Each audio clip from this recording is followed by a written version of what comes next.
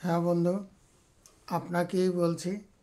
আজকে এমন একটা বিষয়ে আলোচনা করব, এটি যদি আপনি সঠিক নিয়মে বা সঠিক পদ্ধতিতে সেবন করতে পারেন, তাহলে আপনার 100 বছরের ক্যালসিয়ামের ঘাটতি পূর্ণ হবে। আপনার শরীরে কোনো ক্যালসিয়ামের ঘাটতি থাকবে না।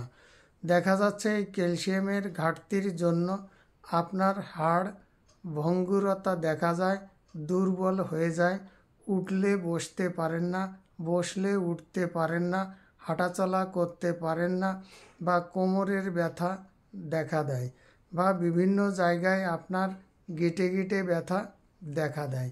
সেক্ষেত্রে আপনি কিন্তু এই উপাদানটি সঠিক নিয়মে সেবন করবেন। কে সেবন করবেন, কে করবেন না, সেটি বিস্তারিত জানানো হচ্ছে।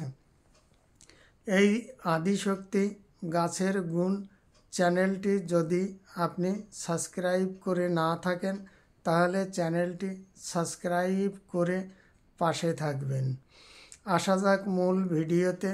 সেটি হচ্ছে আপনার সাবুদানা।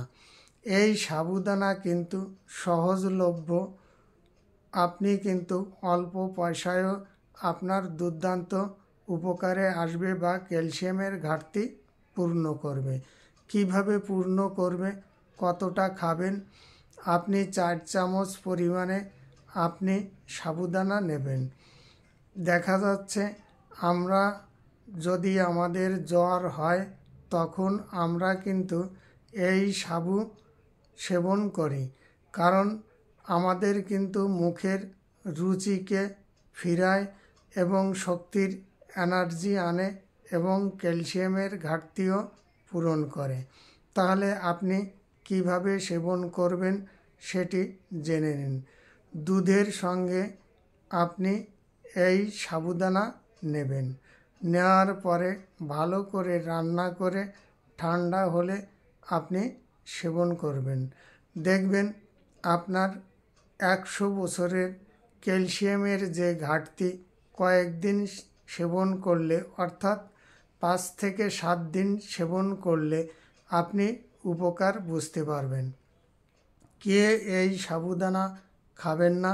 কারণ যে ব্যক্তির আপনার কিডনির সমস্যা আছে, সেই ব্যক্তি কিন্তু এই সাবুদানাটা খাবেন না। কারণ সাবুদানা খেলে কিন্তু আপনার কিডনির সমস্যা প্রকট হতে পারে। তাই আপনি নিয়মিত পদ্ধতিতে কিছুদিন আপনি ব্যবহার করুন। আপনার ক্যালসিয়ামের ঘাটতি পূর্ণ হলে আপনি বন্ধ করে দেবেন।